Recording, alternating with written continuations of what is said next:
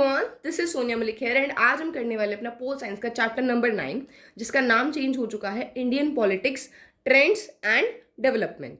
ठीक है। और हाँ, एक और चीज़ कि बच्चों को ना यहाँ पे बहुत ज़्यादा डाउट है कि क्या कटा हुआ है। तो माय डियर स्टूडेंट्स, यहाँ पर कुछ भी नहीं कटा हुआ है। ठीक है। कंप्लीट चैप्टर यूं का यूं आने वाला है, प्लस टॉपिक्स ऐड किए गए हैं और ऐड किए हुए वो ज़्यादा इतने बड़े टॉपिक्स नहीं हैं। उनको हम अपनी इन्हीं लेक्चर्स के अंदर कवर करने वाले हैं। ठीक है। तो तुम्हें नोट्स भी मिल जाएंगे उनके। Now let us start. देखो भाई, ट्रेंड्स क्या होते हैं? जैसे ट्रेंड आते हैं ना भाई, कपड़ों के ट्रेंड आ रहे हैं, गर्मी है तो गर्मी के कपड़ों के ट्रेंड है, फिर उनसे ह्यूमन बींग्स की क्या डेवलपमेंट होती है, भाई हमने उस टाइप के कपड़े पहने स्टार्ट कर दिए। तो सिमिलर वे में पॉलिटिकल साइंस में ऐसी क्या ट्रेंड्स, क्या सिचुएशंस आई जिनकी वजह से हमारी पॉलिटिक्स, गवर्नमेंट बनने के तरीके को इम्पैक्ट कर दिया, वो हम यहाँ पे पढ़ने वाले हैं। तो भाई ये कहानी स्टार्ट होती है 31 अक्टूबर 1984 से, जब इंदिरा गांधी जी को असैसिनेट कर दिया गया था। अब क्या था, नेक्स्ट पीएम चूज करना था, तो उन्हीं के बेटे राजीव गांधी को पीएम बना दिया गया। Okay done. और आगे इसी तरीके से बातें अच्छी चलती रही और 1984 के जब इलेक्शंस हुए तो कांग्रेस को 415 सीट्स मिली। Well done. लेकिन अब कुछ 5 ऐसी डेवलपमेंट्स हुई जो देश के लिए या गवर्नमेंट के लिए अच्छी नहीं थी।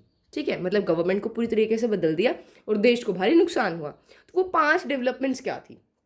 देखो, सबसे पहला था डिफीट ऑफ कांग्रेस, यानी कि जो 1989 के इलेक्शंस हुए उसमें कांग्रेस को ओनली एंड ओनली 197 सीट्स मिली। समझ लो, इतना डाउनफॉल उसका आ गया। तो यहाँ पे क्या माना गया पॉलिटिकल साइंटिस्ट ने कि यहाँ पे कांग्रेस सिस्टम जो है वो खत्म हो चुका है। लेकिन जो 1991 में मिड टर्म इलेक्शंस हुए, मिड टर्म इलेक्शंस क्या होते हैं कि 5 साल कंप्लीट होने से पहले जो मिड में जो इलेक्शंस होते हैं, मिड टर्म एग्जाम्स, जैसे आपके एग्जाम्स होते हैं ना मिड टर्म एग्जाम्स, तो सिमिलर वे में क्लास पूरी होने से पहले होते हैं। तो उसी तरीके से यहाँ पे मिड टर्म इलेक्शंस में कांग्रेस दोबारा पावर में आ गई। नेक्स्ट टॉपिक है हमारा second point, that is Mandal issue 1990। अब इसमें क्या है, देखो 1990 के अंदर जो गवर्नमेंट थी वो थी न्यू नेशनल फ्रंट। ठीक है, इसको हम आगे समझने वाले हैं कि ये फ्रंट्स क्या थे, डेमो अलायंस क्या थे। ठीक है, तो न्यू नेशनल फ्रंट एक गवर्नमेंट थी। उन्होंने क्या कहा कि जो मंडल कमीशन था उसकी रिकमेंडेशंस जो आई हैं, उसके सुझाव जो आए हैं, उनको हम लागू करेंगे। और मंडल कमीशन की रिकमेंडेशंस क्या थी कि सेंट्रल गवर्नमेंट में ओबीसीज के लिए जॉब्स को रिजर्व कर दो। तो नेशनल फ्रंट ने कहा ठीक है भाई, चलो अच्छी बात है, हमें करना चाहिए। तो उन्होंने लागू कर दिए। भाई अच्छी बात है, लेकिन हुआ क्या, जो इस बात के सपोर्टर्स थे कि भाई होना चाहिए और दूसरे जो इसके खिलाफ थे कि अगर ओबीसी के लिए रिजर्व कर दी तो बाकी अदर कास्ट कहाँ जाएंगे। तो सपोर्टर्स और ओपोनेंट्स के बीच में जो डिस्प्यूट हुआ, इट वाज मंडल इशू। ठीक है, अब नेक्स्ट हम बात करते हैं इकोनॉमिक रिफॉर्म्स के अंदर। रिफॉर्म्स यानी कि इकोनॉमिक चेंजेस क्या है कंट्री के अंदर, और इनको लाने वाले थे राजीव गांधी 1991 में, जिनसे इंडियन इकोनॉमी की डायरेक्शन ही चेंज हो गई। यानी कि हमारी जो कंट्री अपने अपने अंदर संतुष्ट रहती थी, बाहर से कोई आता था उस पर टैक्स भारी लगता था, तो उसको चेंज करके लिबरलाइजेशन लाया गया। नेक्स्ट है हमारा rise of Hindutva. Rise of Hindutva क्या होता है? हिंदुत्व एक एजेंडा है जिसके थ्रू हिंदू रिलीजन को प्रमोट किया जा रहा है। ठीक है, तो 1992 के अंदर क्या हुआ, बाबरी मस्जिद, बाबरी मस्जिद क्या है, अयोध्या के अंदर एक डिस्प्यूटेड स्ट्रक्चर है। ठीक है, उनमें हिंदूज और मुस्लिम्स के बीच में कन्फ्लिक्ट चल रहा है। ठीक है, तो वो जो स्ट्रक्चर था बाबरी मस्जिद, उसको डेमोलिश कर दिया गया, गिरा दिया गया। बहुत बड़ा एक था, क्योंकि आप एक रीजन यानी कि एक ऐसी कंट्री जहाँ पे हम सेक्युलरिज्म को मानते हैं, हर एक धर्म इक्वल है, वहाँ पे आपने किसी एक धर्म के रिलीजियस बिल्डिंग को गिरा दिया था, और वो भी दूसरे धर्म ने। तो बहुत बड़ा सवाल उठ गया था इंडिया के सेक्युलरिज्म में, और इसी के साथ साथ बीजेपी जो है वो राइज होती गई, उसका जो पावर है वो बढ़ती गई। और फाइनली सबसे मासिव जो चेंज कंट्री के अंदर आया था, इट वॉज इन 1991, जब राजीव गांधी को असैसिनेट कर दिया गया था, यानी कि उनको पॉलिटिकल रीजंस के लिए मार दिया गया था। और ये किसने किया था? जब वो तमिलनाडु के अंदर एक कैंपेन में थे, वहां पे लिट्टे के अंदर, यानी कि जो लिट्टे क्या है, liberation of Tamil tigers Eelam, यानी कि श्रीलंका के अंदर एक ग्रुप है, ठीक है, जो इंडियन तमिल्स के लिए फाइट करते हैं। उन्होंने ही राजीव गांधी जी को मरवा दिया था। और 1991 के जब इलेक्शंस हुए तो कांग्रेस सिंगल लार्जेस्ट पार्टी बनकर आई और पीएम को चूज किया गया, इट वाज नरसिम्हा राव। ठीक है, तो 5 पॉइंट्स यहाँ पे क्लियर हैं। अब नेक्स्ट टॉपिक है हमारा एरा ऑफ कोलिशंस। एरा क्या होता है? एक पर्टिकुलर टाइम फ्रेम, है ना, कोई भी एक टाइम फ्रेम जिसमें कुछ मेजर चेंजेस हुए होते हैं। ये 10 साल हो सकता है, 2 साल हो सकता है, 1 साल हो सकता है, 5 साल भी हो सकते हैं। ठीक है, बट वहाँ पे कुछ एक इंपॉर्टेंट चीज़ होनी चाहिए। तो एरा ऑफ कोलिशंस, कोलिशंस क्या होता है? जब एक या एक से ज़्यादा पार्टीज मिलकर गवर्नमेंट बनाए, क्योंकि उनके पास रिक्वायर्ड सीट नहीं है। भाई सपोज अगर 10 सीट्स जीतने के लिए चाहिए, 2 सीट किसी के पास है, 4 सीट किसी के पास है, 5 किसी के पास है, तो उन्होंने कहा चलो एक साथ आ जाते हैं और गवर्नमेंट बना लेते हैं। तो ये था हमारा कोलिशंस। अब ये टाइम पीरियड कैसा था? देखो क्या हुआ जब कांग्रेस को 198 सीट्स मिली। सी हमने यहाँ पे स्टडी किया है 1989 के अंदर उसको सीट्स कम मिली। तो जब उसको सीट इसी तरीके से कम मिली तो कांग्रेस तो हार गई, मेजोरिटी तो नहीं है, बट जो बाकी पार्टीज थी वो इतनी भी नहीं जीत पाई थी। यानी कि जो फेलियर्स थे उनमें से कांग्रेस एटलीस्ट पास हुई थी। समझ रहे हो? तो उस टाइम पे कांग्रेस सिंगल लार्जेस्ट पार्टी थी, तो अब चाहती तो वो दूसरी पार्टीज को ऐड करके कोalition बना सकती थी, बट यहाँ पे इसने डिसाइड किया कि मैं इस बार ओपोजिशन में बैठने वाली हूँ। तो अब गवर्नमेंट किसने बनाई? गवर्नमेंट बनाई नेशनल फ्रंट ने, जिसका हमने स्टडी किया, मंडल कमीशन लगाया। अब नेशनल फ्रंट क्या था? फ्रंट होता है एक ग्रुप जो दूसरों के खिलाफ है, एक तरीके से फ्रंट। ठीक है, तो यहाँ पे नेशनल फ्रंट यानी कि एक ऐसी ग्रुप जिसमें काफ़ी सारी पार्टीज ऐड होंगी। मान लो अगर 2 पार्टी ऐड है तो किसी भी पार्टी का नाम नहीं दिया जाएगा, सिर्फ नेशनल फ्रंट ही रहेगा। उसमें चाहे 2 पार्टी ऐड हो चाहे 20 पार्टी ऐड हो। ठीक है, तो जनता दल इसके अंदर और काफ़ी सारी रीजनल पार्टीज नेशनल फ्रंट के अंदर थी। ठीक है, अब इसको सपोर्ट किसका मिला? बीजेपी और लेफ्ट फ्रंट का। बट उन्होंने कहा कि हम आपकी कोलिशन का पार्ट नहीं बनेंगे, सिर्फ आपको बाहर से सपोर्ट करेंगे। अब यहाँ पे बीजेपी का मकसद क्या था कि हम मुझे किसको बाहर रखना है? कांग्रेस को पावर से बाहर रखना है, इसलिए इसका सपोर्ट किया। अब आगे देखो क्या हुआ। नेक्स्ट टॉपिक है हमारा डिक्लाइन ऑफ कांग्रेस, की कांग्रेस किस तरीके से डाउनफॉल करती गई। अब जैसे हमने स्टडी किया डिफीट ऑफ कांग्रेस हुई, यहाँ पे 197 सीट्स उसको मिली। तो जैसे ही कांग्रेस हारी, यहाँ पे कांग्रेस का डोमिनेंस भी हार गया। डोमिनेंस क्या होता है? उसका दबदबा, जो उसकी दादागिरी थी उसकी पॉलिटिकल सिस्टम पे, वो हार गई। ठीक है, और इसमें बड़ी मज़ेदार चीज़ पता है क्या थी? वो तो हारी, ठीक है भाई, इस बार वो तो फेल हो गई, लेकिन क्लास में और कोई भी स्टूडेंट पास नहीं हुआ। समझ रहे हो? तो किसी भी दूसरी पार्टी को मेजॉरिटी नहीं मिल पा रही थी।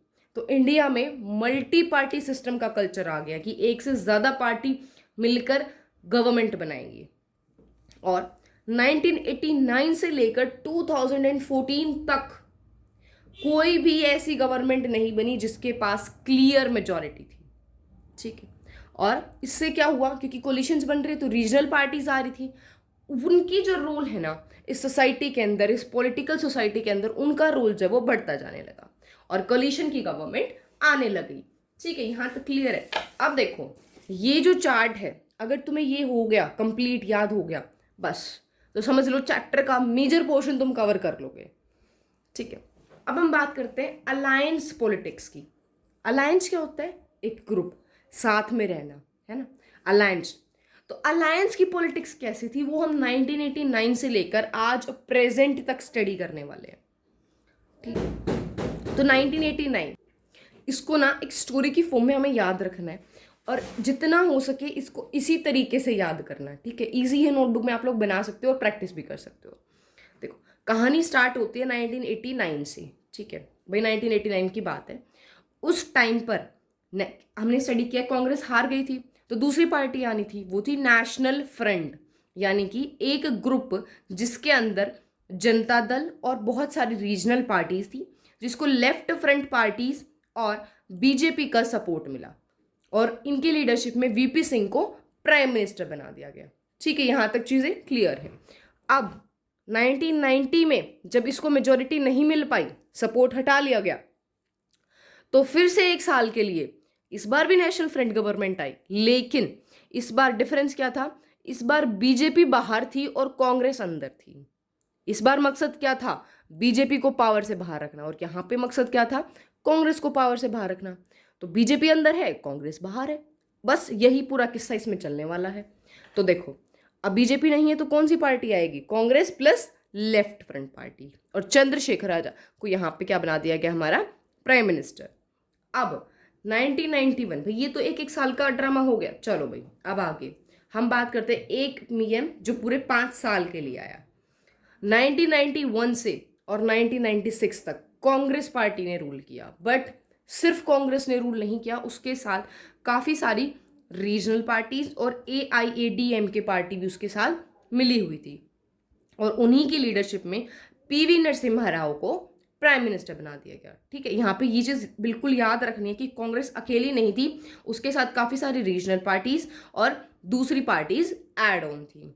ठीक है, अब हम बात करते हैं 1990, ये वाला जो टाइम पीरियड था ना, सबसे कम टाइम पीरियड का प्राइम मिनिस्टर थे।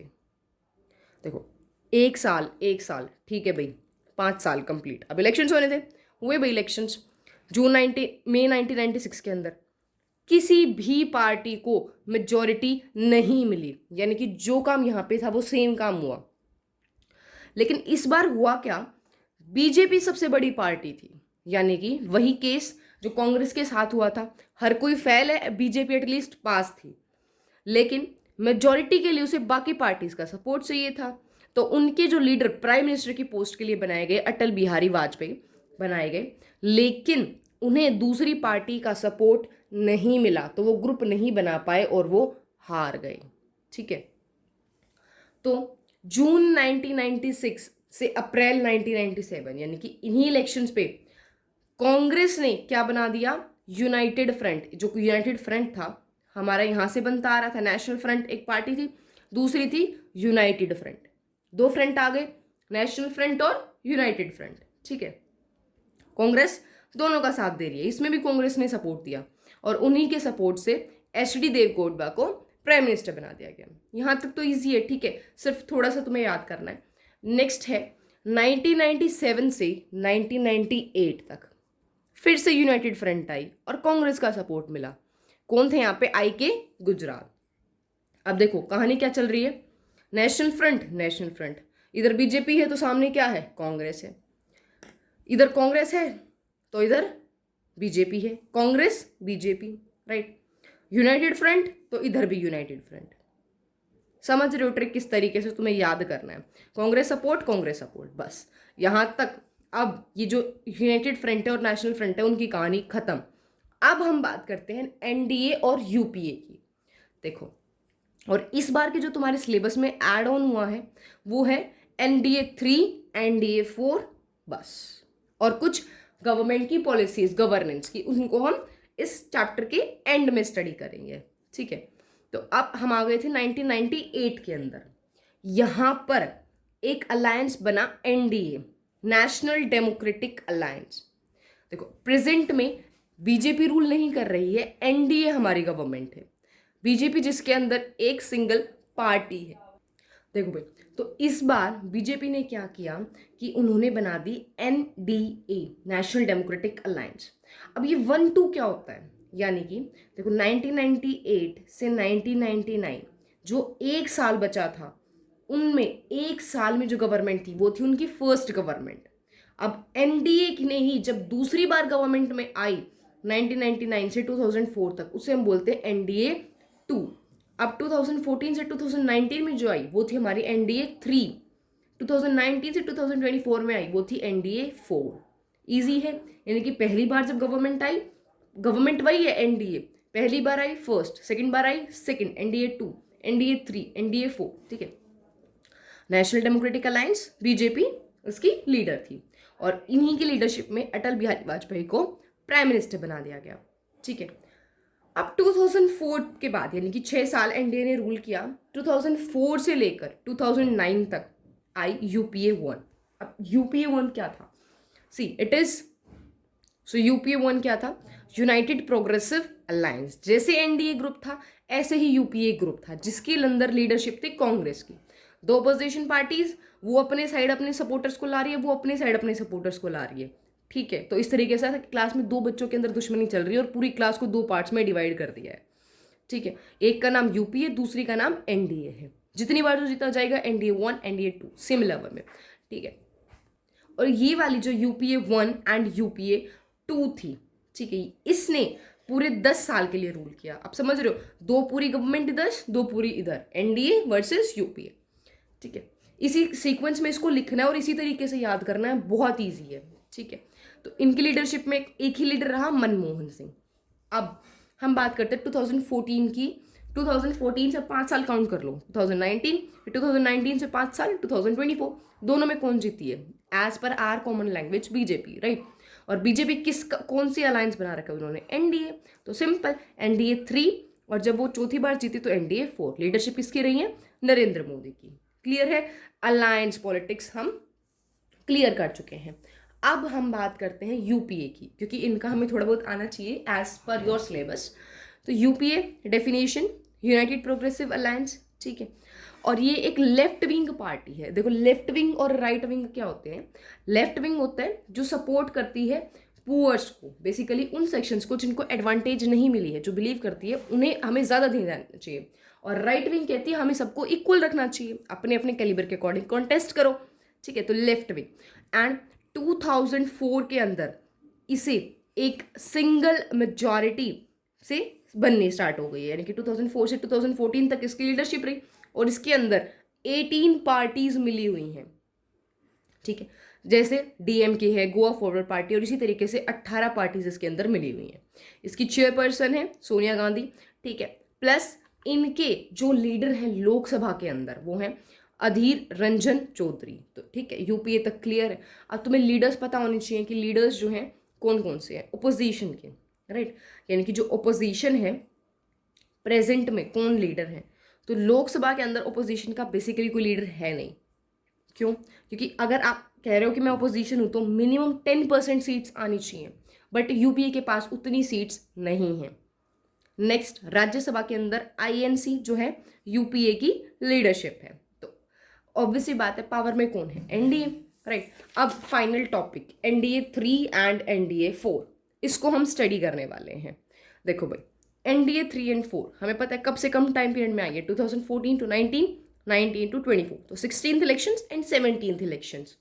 एंड नेक्स्ट, कितनी पार्टीज है? 27 पार्टीज है। लीडरशिप किसकी है? बीजेपी की है। चेयरपर्सन कौन है? अमित शाह। प्लस इनके लोकसभा लीडर कौन होते हैं? देखो, लोकसभा लीडर वही होते हैं जो इन पार्टी के लीडर होते हैं, और पार्टी के लीडर कंट्री के प्राइम मिनिस्टर होते हैं। तो ठीक है, नेक्स्ट, और ये 30 सालों के बाद ऐसा हुआ था कि इंडिया में क्लियर कट मेजॉरिटी एक सिंगल पार्टी की आई है। और यहाँ पे क्या है, जो बीजेपी एक सिंगल पार्टी है इसके अंदर, आउट ऑफ दोज 28 पार्टीज, उस अकेली पार्टी के पास क्लियर मेजॉरिटी है, एब्सोल्यूट मेजॉरिटी है, बट फिर भी उसने बाकी पार्टीज को अपने अंदर लिया हुआ है। तो इसी का नाम दिया है उन्होंने सरप्लस मेजॉरिटी कॉलिशन। सरप्लस क्या होता है? एक्स्ट्रा। भाई मेजॉरिटी है उनके पास, फिर भी उन्होंने सपोर्ट ले रखा है, तो it is surplus majority coalition. और यहाँ पे जैसे कांग्रेस सिस्टम चलता आ रहा था, इसको कंसिडर किया जा रहा है बीजेपी सिस्टम, और it is a right wing party. ठीक है, यहाँ तक हम क्लियर कर चुके हैं। बाकी का जो पार्ट है इस चैप्टर का, वो नेक्स्ट पार्ट में हम कवर करने वाले हैं, ठीक है।